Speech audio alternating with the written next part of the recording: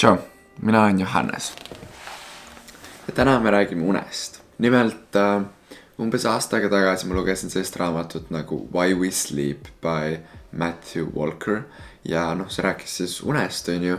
Ja see video ongi siis selle raamatu kokkuvõte, veidi oma kogemust, veidi erinevaid uuringuid, mis ma olen otsinud, kokku pandud selliseks loenguks. Kui keegi mäletab minu seda koolivideot, siis ma rääkisin, et loengud on väga ebaefektiivsed õppimisviisid. Nii et te saate täna vaadata, kui raske on päriselt loengule keskenduda. Õnneks mul oli vanematega alati hästi range unerežiim, et ma pidin magama tavaliselt ka lõunaund ja nagu hästi vara magamine, ma arvan mingi 9 isegi, kuni ma olin mingi 15-aastane, on ju. Ja nüüd järele mõeldes ma olen päris tänulik, kuigi ma sellest kunagi aru päris ei saanud. Ma alati virisin selle nagu mingi, mis toimub, miks ma pean magama, ma tahan arvutis olla. Ja ma tunnengi, et koolis ei puuduta seda teemat üldse ja kool tegelikult ei austa ka väga palju. Nii et võib-olla see on selline meie väike saladus, mis aitab teil siis elus paremini hakkama saada. Nimelt alguses, kui ma hakkan magama jääma, siis seda nimetatakse NREM uneks, mis on siis non-rapid eye movement, mis tähendab see, et meie silmad ei tõmble. Creepy on ju.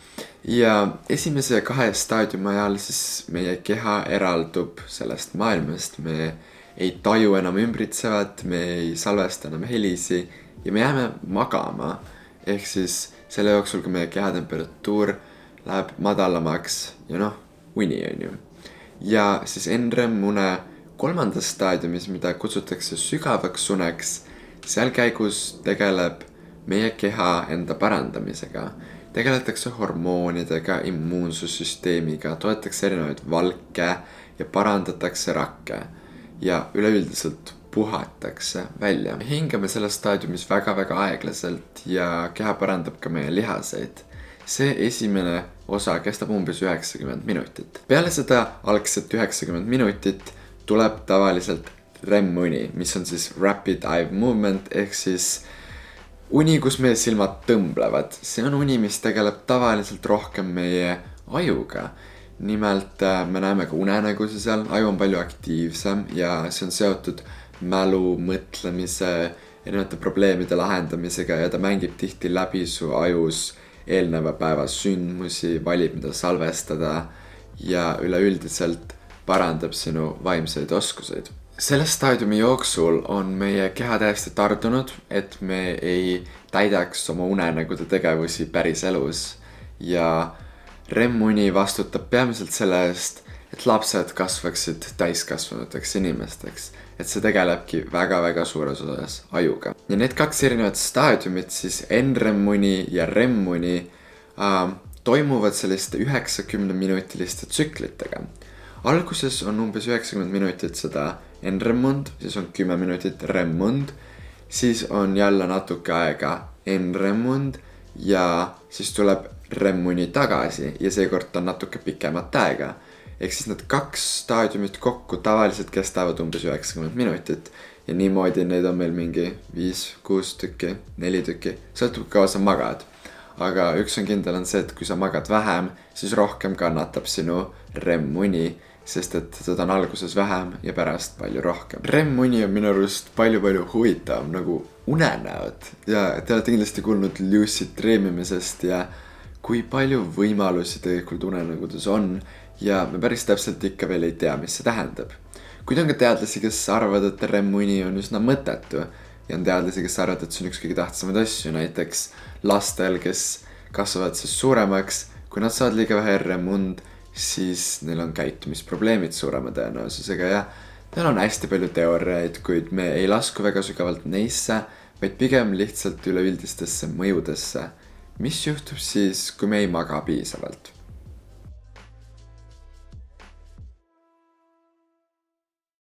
Esiteks me oleme lihtsalt unised, väsinud, arvatavasti pea valutab. Seda ma arvan on igaüks ise ka tundnud, vähemalt mina olen palju tundnud, et sa ärkad ülesse koolipäeval.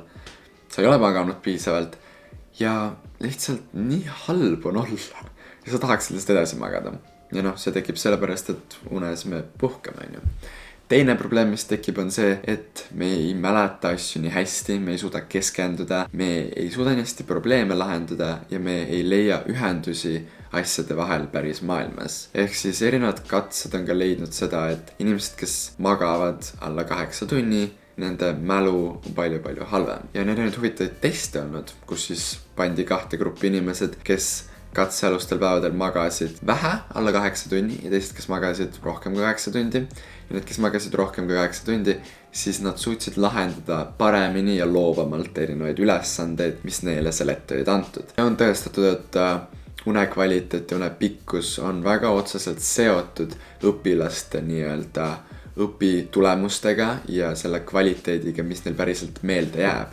Ja peale õppimist magamine muideks aitab ka väga hästi neid asju meelde jätta, et näiteks peale kooli väikse lõunaaineku tegemine aitaks meil tegelikult tõsta neid kooli teadmisi lühiajalisest mälust pikaajalisse mällu, sest et uni sorteerib meie teadmisi, mis me oleme päeva jooksul saanud, aga kuna kool on hommikul ja me tavaliselt magame õhtul, siis me enam ei mäleta nii hästi neid asju, mis me oleme koolis õppinud ja sealt tulenevalt siis aju ei pea neid nii tähtsaks enam kui neid tegevusi, mis toimusid paar tundi enne magama jäämist. Kolmandaks, meil on väiksem enesekontroll, me reageerime üle, me oleme depressiivsemad ja elul on vähem mõtet. Päris huvitav, on ju. Ja sellest tulenevalt me oleme nagu rohkem häiritud, meil on halvem tuju ja häiritud olek ei ole halb ainult sotsiaalsetes olukordades, kus me peame teiste inimestega suhtlema, vaid ka siis, kui on mingi õnnetus või ka lihtsalt kodus olles häiritud olek tekitab stressi ja stress omakorda väsitab meie keha ja kui me oleme kogu aeg stressis, siis see viib edasi depressioonini. Ja üldse, selline ajuosa nagu amygdala muutub hüperaktiivseks.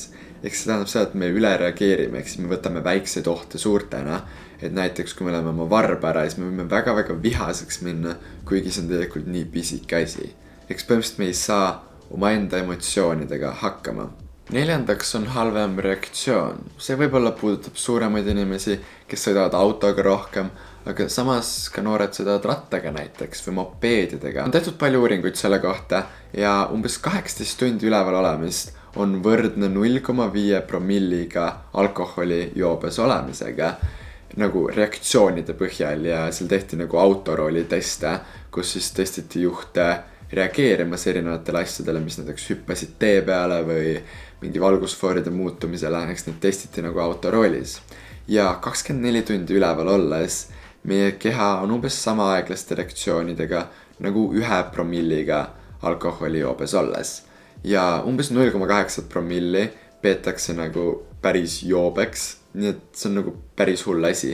Eks kui sa istud väsinuna autorooli, siis mitte ainult sa ei pruugi magama jääda autoroolis, vaid ka sa oled põhimõtteliselt nagu purjus inimene. Ja need tekitavad palju autoõnnetusi.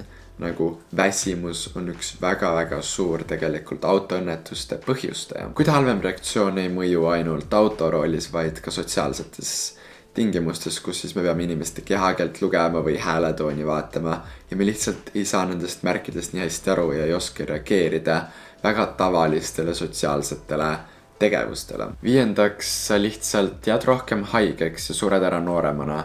Nimelt magades me toodame päris palju antikehasi ja immuunsussüsteem on ka tugevam magamise ajal. Üleüldiselt magamine on parim tegevus terveks saamiseks. Ja ka palavik vajab väga palju puhkust, mis samamoodi on pakutud une poolt. Unepuudusega on ravimitel ja vaktsiinidel ka palju väiksem mõju ja sul on suurem tõenäosus nende kõrvalmõjude jaoks ja haigeks jäämisel näiteks vaktsiinist. Ja on erinevaid uuringuid, et ka alla 6 tunni magamine on otseselt seotud siis enneaegselt ära suremisega. Mõendaks me lihtsalt lähme paksuks, nimelt meie ainevähetus, mis on siis toidu energiaks muutmine, on häiritud ja aeglane, mis siis on seotud kehakaalu tõusuga. Samamoodi me teeme vähem trenni, sest me oleme väsinud ja kuna me ei suuda ennast kontrollida nii palju, siis me anname alla emotsioonidele. Ja 2 sellist hormooni nimega nagu gerliin ja leptiin, mis vastutavad meie näljatunde eest, lähevad sassi veidi, kui me ei ole piisavalt maganud, ehk siis meil on suurem iha ja soov toidu järele. Ja kuna me ei kontrolli oma emotsioone, siis me anname kätte oma ihadele ja sööme rohkem rämpstoitu. Väga huvitav on ka see, et unepuudus aktiveerib sellise lipiidi nagu endokannabinoid, mis siis sarnaselt kanepile tekitab väga suure naudingu toidu söömisest. Ehk siis unepuuduses me sööme ka rohkem, sest see on nii nauditav, on see söömise protsess.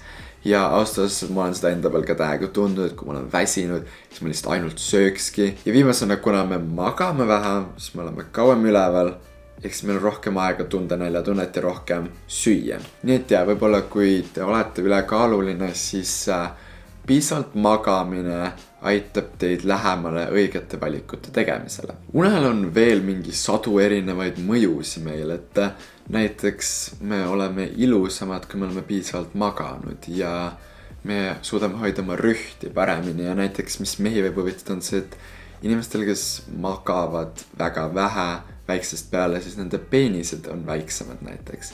Ja seal on nagu hästi palju selliseid erinevaid pisikesi fun fact'e lihtsalt une kohta, mis ei ole tegelikult nii tähtsad. Ja ma jätsin ka paljud teemad väga pinnapealseks, näiteks nagu depressiooni ja diabeedi, mis on ka väga lähedalt seotud unega, aga ma tunnen, et ma ei tea nendest piisavalt, et seda süvitsi sellest rääkida, sest et nagu depressioon näiteks on väga-väga raske teema, millest rääkida, kuid piisavalt magamine kindlasti aitab paremale enesetundele kaasa.